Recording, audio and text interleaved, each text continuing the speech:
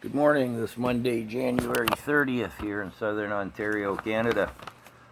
Someone in the comments had inquired, is this book any good? Well, the truth of the matter is I only got a little ways into it here. It's incredibly detailed and as dry as dust. Perhaps if I'd have leapt forward into the 30s or something, I mean, it starts right in his childhood. But I just couldn't get into it. Everything I do with the channel keeps me depressed and broke. The last thing I need is a read like that, really. I need something immersive and distractory. Maybe a James A. Michener if he has something I haven't read. I don't know. This is a good book. 10 Lost Years. Barry Broadfoot traveled across Canada with a tape recorder getting stories from, real people on the street, on the trains, in bars, wherever he was. He just said, do you have a story? I forget when it was written here. 10 Lost Years.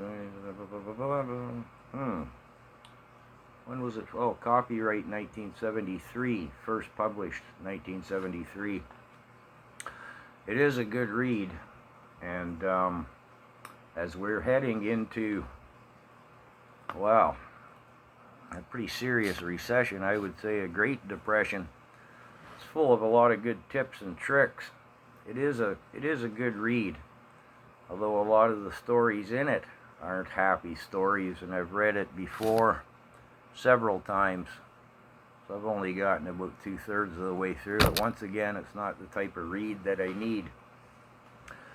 In other news, you check out the comments. Somebody said they don't think that there was a considerable number of people in Ottawa. In the comments, he said he didn't even see 100,000 people there. I said, go to Clyde Do Something. He has a link that is attached to, somebody created a website where there's a map of Ottawa, all the locations and the dates, and you can see footage from the man in the street, so to speak. I don't know who put that site together. I haven't accessed it myself, but I mean, at the time, a year ago in Ottawa, just the live streams alone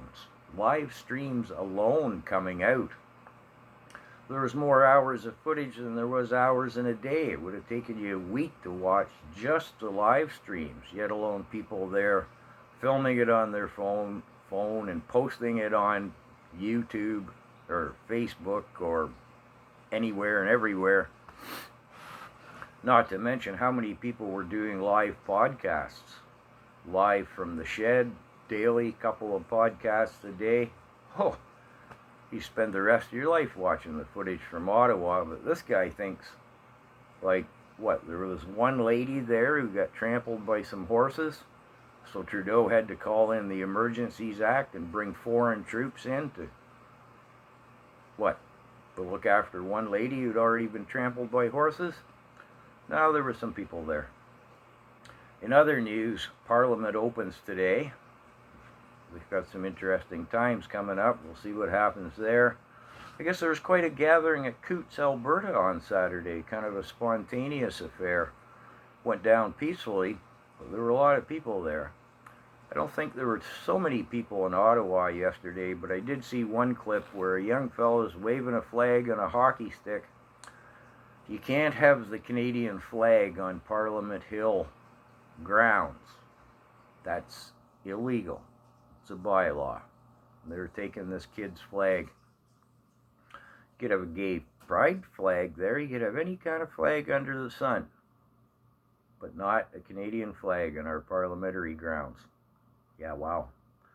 But anyways, dude in the comments, yeah, I think there was a little more than 100,000 people went through Ottawa. Let's bear in mind, it wasn't just a 3-week affair. Anyways, be back later.